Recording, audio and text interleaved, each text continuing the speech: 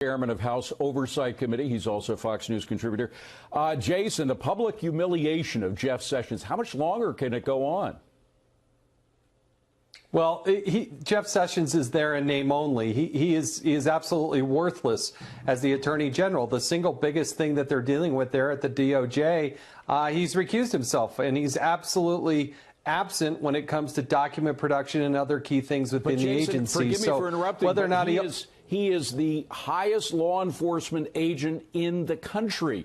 I mean, it's a very significant position. It's not like he's got some position that most of us don't deal with. This is an extraordinary for the president to have lost all confidence in the highest law enforcement agent in the country is very serious. No. Yeah, and this is not the first time that the president has tweeted his displeasure with his attorney general. I wish he would leave. I think he was a good senator, and I think he's a decent human being, but he can't do the job. He's not up to it. He's there in name only. He's just occupying the seat, and they need to get into the process of nominating somebody else so they can go through that process and have a real attorney general for once. Well, of course, what started the whole lack of confidence on the president's part in Sessions was the recusal and the starting up of the special counsel on the Russian investigation. There's this new sort of line being spun now in the media that unless you're sophisticated, you don't really believe that there was a spy in the FBI that was planted in the Trump campaign. Most people who know better don't call it a spy. It was an informant, and this is regular procedure. Sort of the Jim Clapper line that in fact the informant was put in the Trump campaign to help the Trump campaign, not to spy on the Trump campaign. Where do you fit in this new scenario? Well, this is an important distinction. Everything we've said that's been said is that it was not a criminal investigation. That would be treated differently. At a counterintelligence operation, that would be different. And what seems to be a break from protocol is that the FBI, the Department of Justice, did not inform then candidate Trump, President-elect Trump, and President Trump. Each one of these steps, they should have informed Donald Trump that this was happening because it was not a criminal probe. And that is a huge difference in how operationally the Department of Justice treats these things. And frankly, I'm not sure that I buy the fact that all of these FBI officials who were vehemently anti-Donald Trump, I mean, people like Peter Strzok, Bruce Orr at the Department of Justice, Andy McCabe, who lost his job because he wasn't frank, and then of course Fusion GPS, which kind of worked like a subcontractor, which was hired by the Hillary campaign. I can't believe that they would be put in the Trump campaign to help Donald Trump. Well, again, our government, when you're the nominee for president, we help you. We give you Secret Service protection. We give you CIA briefings. And if there was a counterintelligence operation, then concerned that Russians or anybody else was trying to infiltrate the campaign, they should be telling the president that. Exactly. But they didn't seem to do that. Exactly. And that's why it becomes highly suspicious, and we need more information. And we need more information. That's the bottom line. The Wall Street Journal had an editorial. It seems like it was months ago. It was just a week ago. It was titled "The Informant Who Wasn't Spying," and they were being sarcastic about that because they did think it was a spy in the Trump campaign. They said the public deserves to know who tasked the informant to seek out Trump campaign officials, what his orders were, what the justification was for doing so, and who was aware of it. Was the knowledge limited to the FBI, or did it run into the Obama White House? I would think those are questions that the American public has a right to know.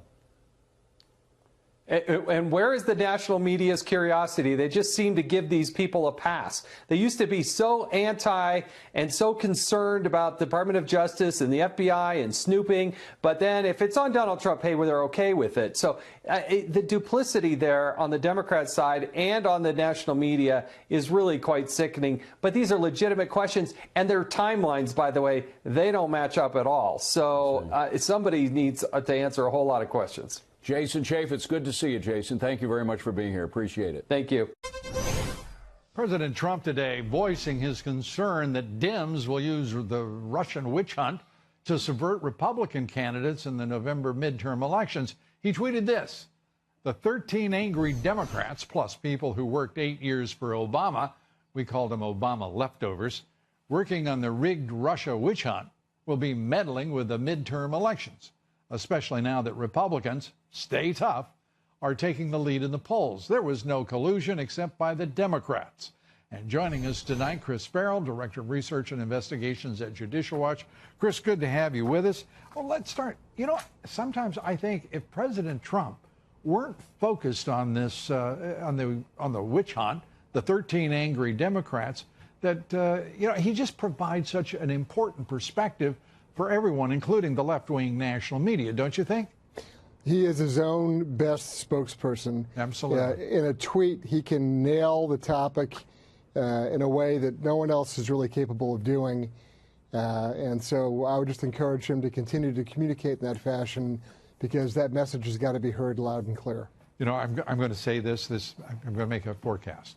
You will not be disappointed in his commitment to tweeting. That's my strong belief.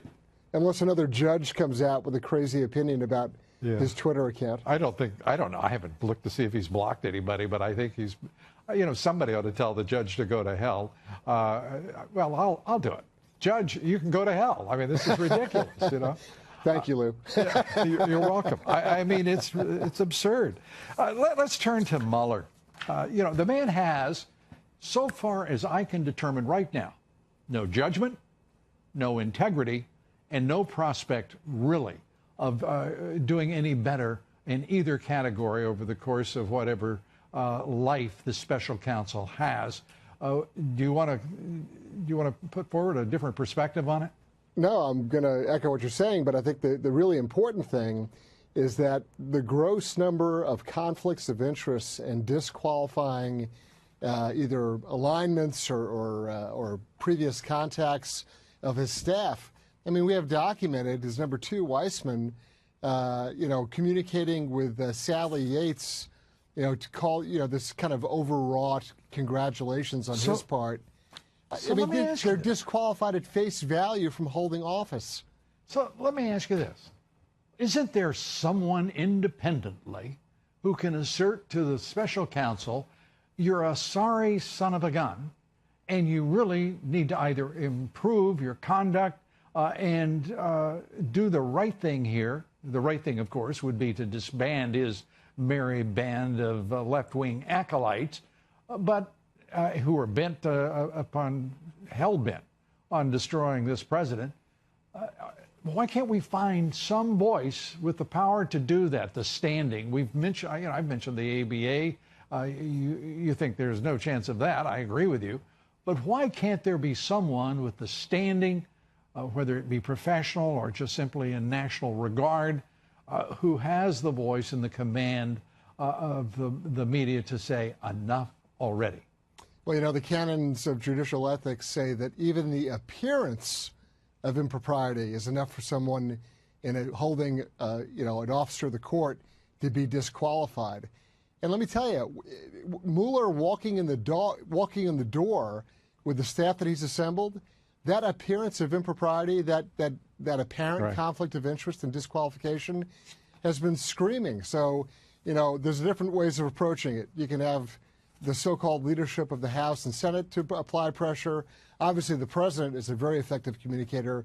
Rudy Giuliani stepped up and has been aggressive.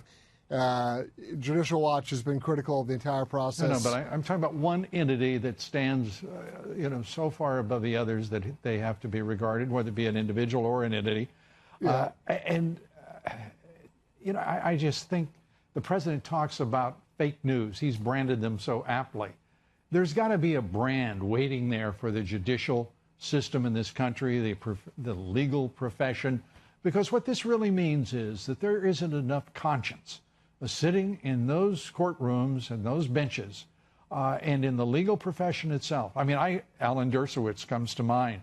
He has been individually, I think, very spectacular. Yep. Jonathan Turley, Georgetown law professor. There are a handful of people who've stood tall in these moments and berated a legal profession and a judiciary that is bringing almost as much, if not, well, you can argue the degrees, but certainly a commensurate amount of shame to themselves as the journalism community in this country. Well, the long-term consequences are that it's enormously corrosive to the public's trust in the justice system. People don't believe in the FBI anymore. Yeah, I think you're right. I think it's over. People don't believe that that if you go into a court, even if there's disagreements in philosophy, look, you're going to get a fair shake by an even-tempered, judicially balanced person who's going to look at the law and come up with a conclusion.